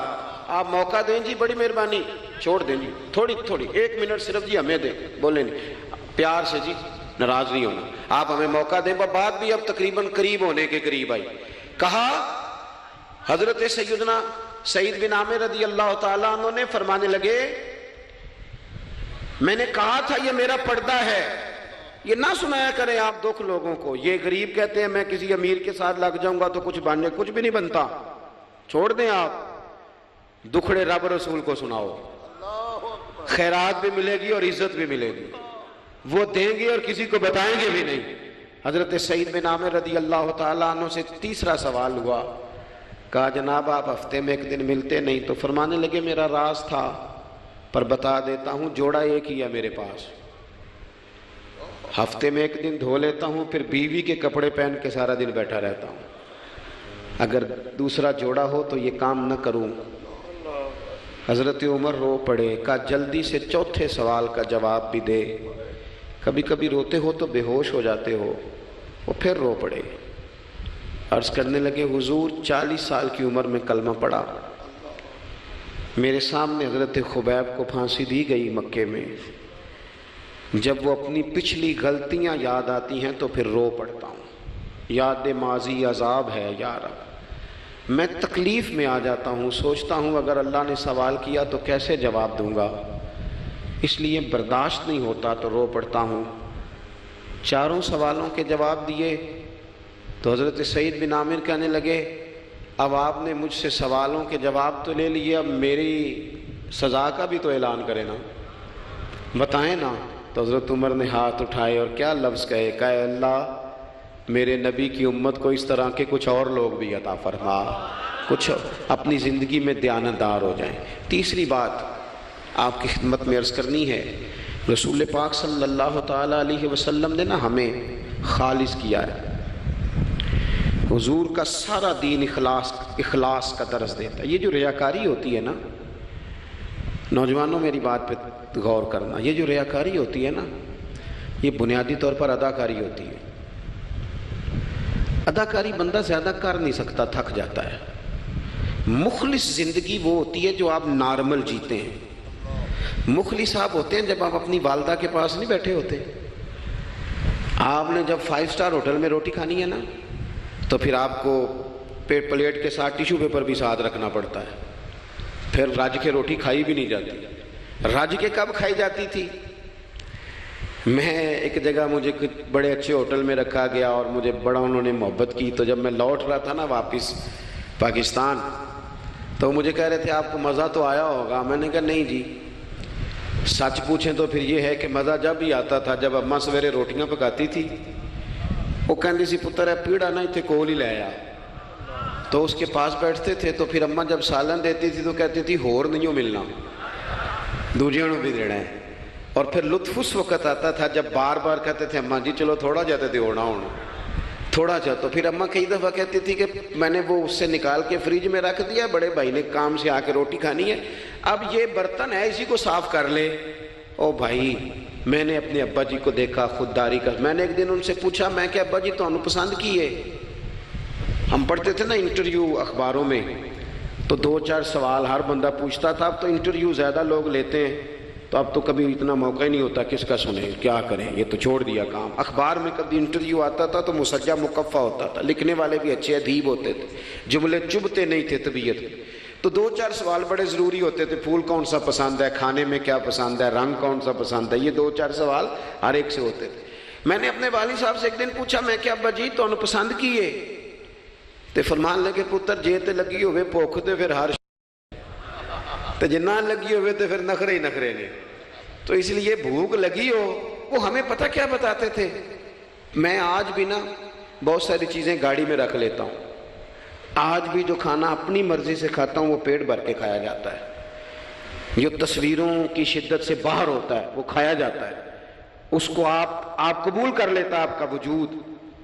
یاد رکھنا میرے عزیز، میرے نبی پاک صلی اللہ علیہ وسلم نے فرمایا ہے بہترین روٹی وہ ہے جو تو اپنے ہاتھوں کی کمائی سے کھاتا ہے، وہ بہترین رزق ہے جو تو، اور حضور نے فرمایا اللہ کے نبی حضرت داؤد محنت کر کے کھانا کھاتے، دعوتوں پہ جا جا کے تو بندہ بیمار رہنے لگ جاتا ہے، وہ تو کام ہی ختم ہو جاتا ہے۔ والد صاحب کہا کرتے تھے کہ لو میں پا دیتے نے تانوں دانے پڑولے چ تے ماں تہاڈی نے تانوں چار پا دیتا ہے، لو ہن تانوں پرواہ نہیں ساریاں گرمیاں، موج کرو۔ یہ اصل تھا ہمارا، اس پہ واپس آ جائیں، اس پہ آ جائیں، یہ صحت افزا روٹیاں یہ کھائیں، بڑی گاڑیوں کا اور بڑی چیزوں کا شوق چھوڑ دیں، محنت ڈٹ کے کریں، لیکن زندگی اصل پہ لے آئیں، اصل زندگی خالص ہوتی ہے۔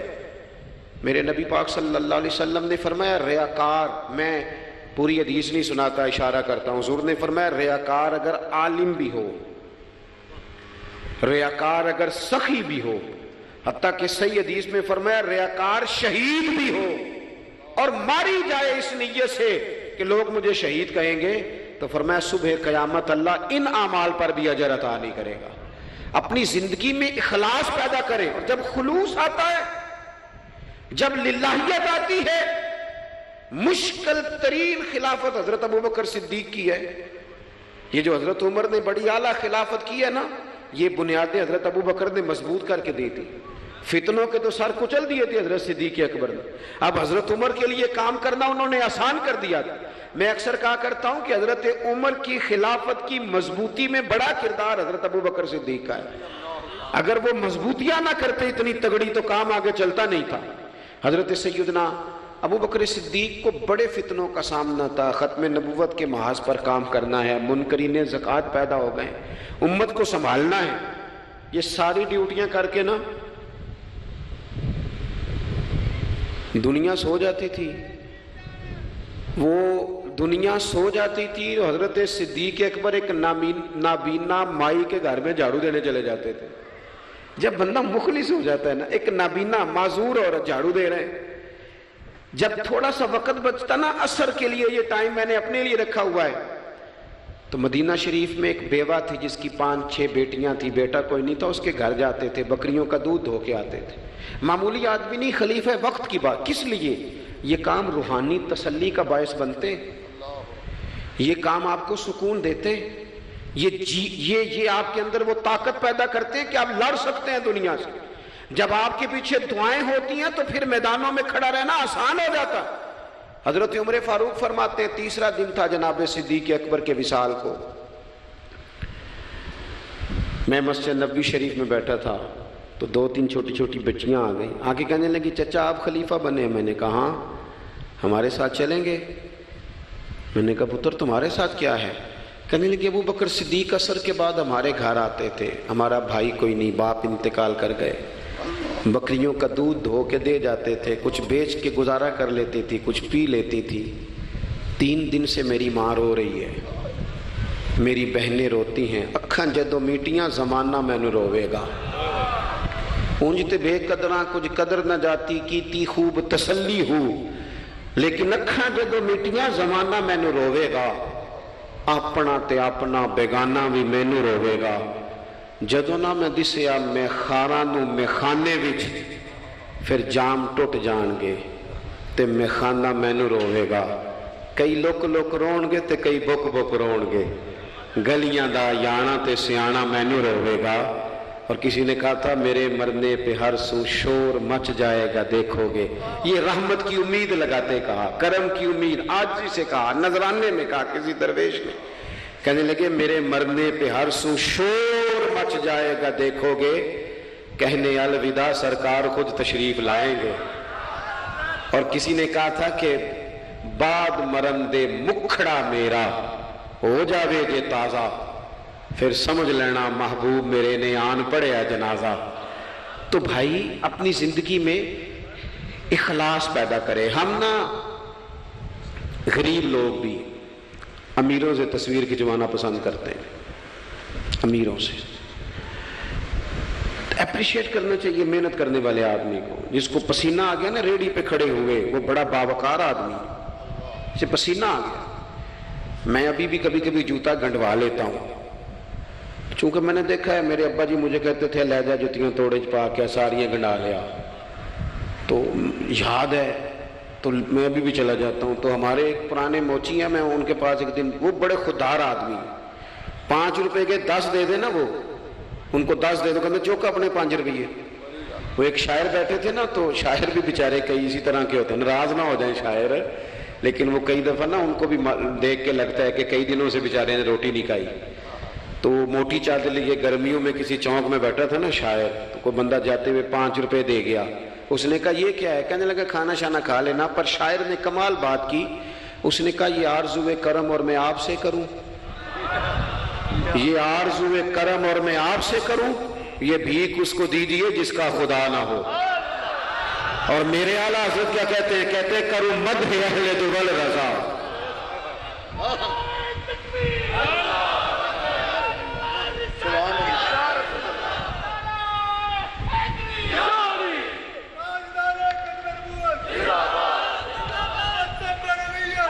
ماشاءاللہ۔ تو آپ حضرات میری بات سنیں گے، اپنی زندگی میں اخلاص لائیں، للہیت لائیں۔ چوتھی بات سنیں، اور میں اسی پر بات سمیٹنے کی کوشش کروں گا۔ اللہ کے رسول صلی اللہ علیہ وسلم کی سیرت مبارکہ میں جو چیز آپ کو بڑی نظر آئے گی نا، وہ احساس ہے۔ جب سینے آہستہ آہستہ سخت ہونے لگ جاتے ہیں نا، ہم نا کچھ باتیں سوچ کے اپنے آپ کو سخت کر لیتے ہیں۔ ہمارا جب ایسا جو نیا بھرتی ہوتا ہے، وہ خدمت کے جذبے سے آتا ہے، وہ کہتے ہیں میں نے سارے کام صحیح کرنے ہیں، پھر اس کو نا آہستہ آہستہ پتہ لگنے لگ جاتا ہے کہ کچھ لوگ جھوٹا پرچہ بھی درج کراتے ہیں، اسے پھر آہستہ آہستہ پتہ لگنے لگ جاتا ہے کہ یہ سامان ان کا تو گیا تھا 1.5 لاکھ کا، تو انہوں نے 6 کیوں لکھوایا ہے؟ پھر وہ پھر سخت ہونے لگ جاتا ہے۔ لوگوں کو دیکھ کے سخت نہ ہو، سخت نہ ہو۔ پھر آپ کے پاس بڑی باتیں، مجھے ایک دفعہ ایک صاحب نے کہا آپ کو تقریر پہ بلانا ہے، پیسے کتنے لیتے ہیں؟ میں نے کہا دے دو کو 1.5-2 کروڑ روپیہ۔ کہنے لگے تو بہت زیادہ نہیں، تو میں کہ بکنا ہے تو پھر بندہ چاج نہ بکے۔ اب تیرا خیال ہے 25-30 ہزار اپنا ریٹ لگوا لیں، اتنے لو ہو جائیں، سانو تخت ہزارے دی لوڑ کیے نالے کی لگے شہر بمول دے نال اسی اپنی بال کے سیکنے ہاں۔ میں نے بہت بڑا مدرسہ شروع کیا، باہر گلہ نہیں لگایا۔ مجھے ایک صاحب کہنے لگے خیر تے ہے تو ان پیسے کتوں ہوندے نے؟ میں کہ اتھوں جتوں ہوندے نظر نہیں ہوندے۔ فاضل بریلوی کہتے کرو مدح اہل دول رضا، اور پڑے اس بلا میں میری بلا، میں گدا ہوں اپنے کریم کا، میرا دین پا رہا ہے نہ نہیں، اور کون دیتا ہے دینے کو منہ چاہیے، دینے والا ہے سچا میں نے تو معذرت بھی کرنی تھی۔ میرا خیال ہے کہ 35 سے 37 کے بیچ لوگ ایسے تھے یہاں سے جو آج صبح سے سر شام تک فون کرتے رہے کہ آپ نے چائے ہماری طرف پینی ہے، کھانا ہماری طرف کھانا ہے۔ میں ان دوستوں سے اکثر کہا کرتا ہوں جو میرے ساتھ ہوتے ہیں، میں کہتا ہوں کہ لوگ تلاش کرتے رہتے ہیں، ڈھونڈتے رہتے ہیں کہ رات رہنے کو جگہ ملے، اور ہمارا یہ حال ہے کس نام پہ؟ رسول اللہ کے دین کے نام پہ، حضور کے دین کے نام پہ۔ اپنی زندگی میں احساس پیدا کریں۔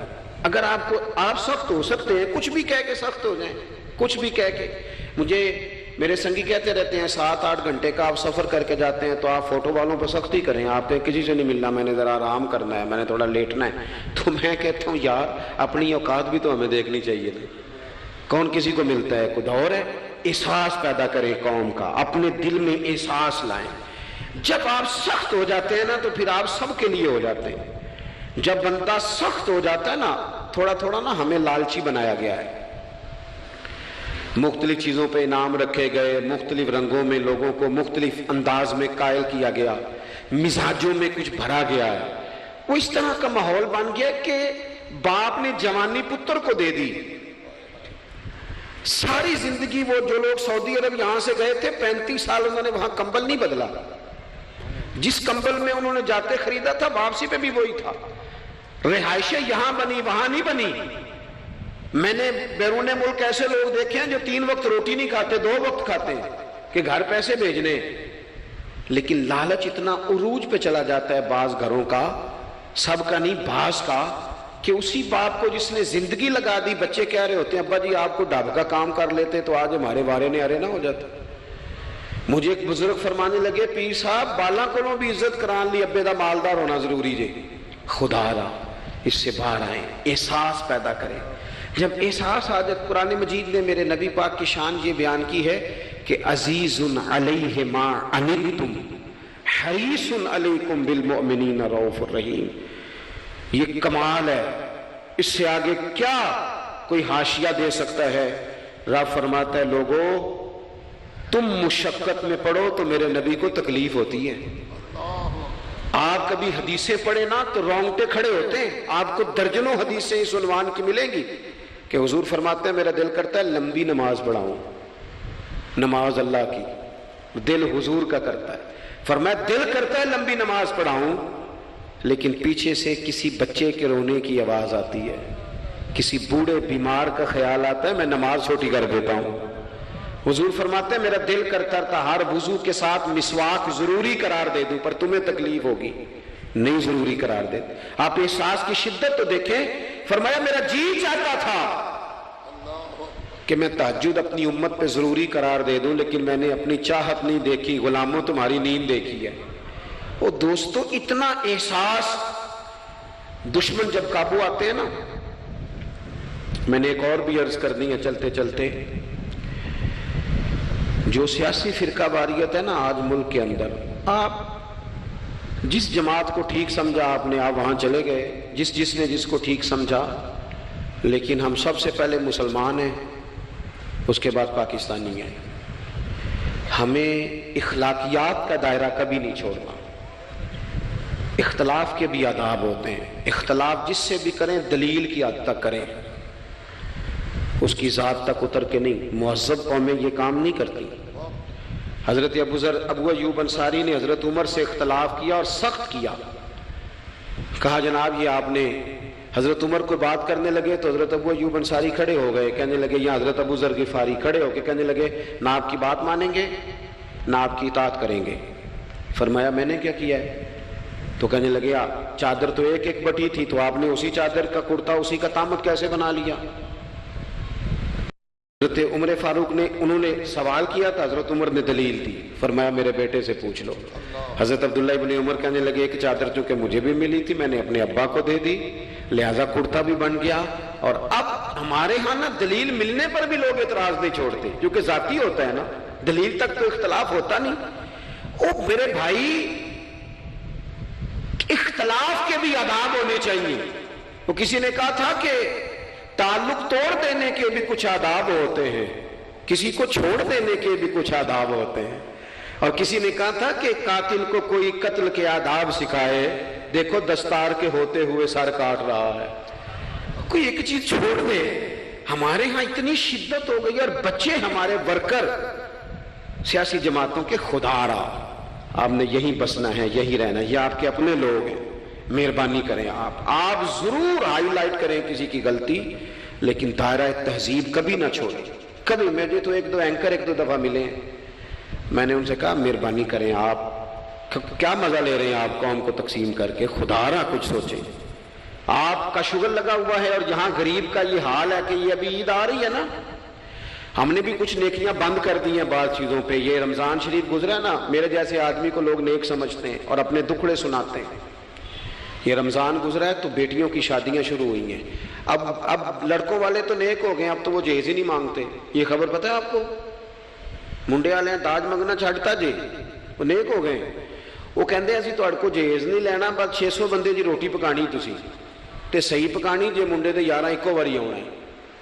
کبھی نہیں روٹی کھائی لڑکے کے دوستوں نے اپنے گھر؟ رمضان میں کھل کر سخاوتیں کرنے والوں، رمضان کے بعد بھی سوچا کرو، اور راشن ونڈن والے لوگوں عیدوں بعد بھی بھوک لگ دیجئے، عیدوں بعد بھی بھوک لگ دیجئے۔ رمضان میں ثواب زیادہ ہے لیکن سخاوت تو سارا سال ہی ہے۔ تو کچھ چیزیں ایسی ہیں ہمیں حضرت سیدنا عمر فاروق نے جب جواب دے دیا نا کہ اس طرح ہے، اب وہ اختلاف دلیل تک تھا، اختلاف دلیل تک تھا، تو حضرت ابو ایوب انصاری اٹھ کے کھڑے ہو گئے، اعتراض کیا، جواب مل گیا تو پتہ کیا فرمانے لگے؟ کہنے لگے عمر رب تجھے میری طرف سے بہتر صلہ دے، اب تو حکم کر، ہم سنیں گے بھی اور تیری اطاعت بھی کریں گے، اب ہم آپ کے پیچھے چلیں گے امیر المومنین۔ تو دلیل تک رکھیں چیزوں کو، دلیل مل جائے تو بات کو ختم کریں۔ تو میرے بھائی، احساس اپنی طبیعت میں جب ہم پیدا کرنے لگیں گے، احساس بڑی مشکل ہے غریب کی زندگی۔ امیر تو دوستی امیروں سے لگا لیتا ہے، جب انسان اپنی گاڑی میں سفر کرتا ہے تو پھر وہ کرایہ 5 روپے بڑھ جائے تو اسے تکلیف کوئی نہیں ہوتی، کیونکہ اسے پتہ ہی نہیں۔ بہت سارے امیروں کو تو پتہ ہی نہیں کہ گھی مہنگا ہو جائے تو گھر کے بجٹ پہ بوجھ کتنا پڑتا ہے، ان بیچاروں کو تو پتہ ہی نہیں، تو وہ اس احساس کو کیسے پیدا کریں گے؟ وہ نہیں کر سکتے، اس کے لیے وہاں سے گزر کے آنا پڑتا ہے۔ رسول پاک کی زندگی میں جو احساس کی شدت ہے اسے آپ سمجھیں۔ دشمن جب ہتھے چڑھتا ہے تو پھر، اور دشمن بھی سخت گیر قسم کا ہو تو بندہ اسے چھوڑتا نہیں۔ لیکن حضرت انس بن مالک فرماتے ہیں کہ یہ جو لوگ بدر میں آئے تھے یہ کوئی پھول لے کے نہیں آئے تھے ہاتھوں میں، گجرے پھولوں کے لے کے نہیں آئے تھے، تلواریں لے کے آئے تھے، اور پوری انہوں نے جنگ لڑی، 14 صحابہ شہید کیے، لیکن جب ان کو لا کے باندھا گیا نا مدینے میں تو غصہ تھا صحابہ کو، کس کس کے ہاتھ باندھے۔ حضرت عباس بھی تھے، جب وہ ہائے ہائے کرتے تھے نا، مخالف تھے۔ توجہ ہے میری بات پر؟ او بھائی، جو پیار بیٹی پہ آتا ہے وہ بہو پہ بھی تو آنا چاہیے نا، اس پر بھی تو وہ بھی تو کسی کی بیٹی ہے نا۔ اگر تجھے اپنے بیٹے کی دھوپ تنگ کرتی ہے تو ملازم کے پتر اگر دھوپ میں کھڑے ہیں تو وہ بھی تو تجھے احساس ہونا چاہیے، ورنہ خود غرض ہو جائیں گے ہم۔ بات ختم کر رہا ہوں، غور کرنا۔ حضرت انس بن مالک کہتے ہیں میں مسجد نبوی شریف میں حاضر ہوا تو بے چینی کے عالم میں کبھی حضور ادھر جاتے تھے، کبھی ادھر آتے تھے، کبھی ادھر جائے، یا رسول اللہ کیا ہوا؟ یہ وہ لوگ تھے جنہوں نے ستایا تھا، آج باندھا ہے، حضور کیا ہوا؟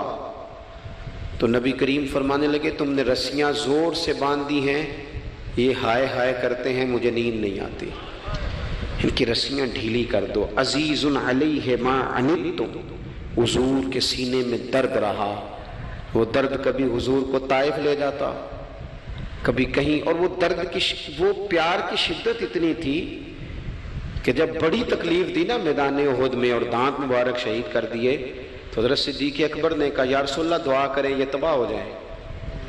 تو ہاتھ اٹھائے نبی پاک نے، دعا کیا کی؟ کہا اللہ انہیں ہدایت دے دے، انہیں پتہ ہی کوئی نہیں یہ کیا کر رہے ہیں. تو میرے عزیز ایک تو اپنی زندگی میں سچ لائیں، خدا را سچ بولیں، آپ پکے وعدے کریں. میں ایک دن اپنی مسجد کے امام صاحب سے عرض کر رہا تھا، میں کہہ رہا تھا اگر آپ کہتے ہیں نا کہ 4:20 پہ فجر ہوگی تو 21 پہ نہ پڑھائیں، آپ نے وعدہ کیا 4:20 کا. قوم کو تو انتظار کرنا چاہیے 1-2 منٹ، کوئی حرج نہیں، لیکن ہم جو وعدے کرتے ہیں ہمیں بھی پورے کر دیں. سچ بولیں، دیانتداری کا مظاہرہ کریں، زندگی خالص گزاریں، جس کے ساتھ بھی وقت گزاریں اس کی خیر خواہی کریں، مخلص ہو جائیں اور اپنی زندگی احساس والی کریں. امام غزالی فرمایا کرتے تھے تو بانٹنے کا ارادہ کر، رب بانٹنے کی توفیق بھی دے دے گا. تو پروگرام تو بنا. اللہ کی بارگاہ میں دعا کرتا ہوں جن احباب نے اتنا سارا پنڈال اتنی محبت اور جد و جہد سے سجایا ہے، اللہ تعالیٰ انہیں دین دنیا کی برکتیں عطا کرے، ہم سب کو دولت اخلاص عطا فرمائے. آخر دعوانا ان الحمد للہ رب العالمین.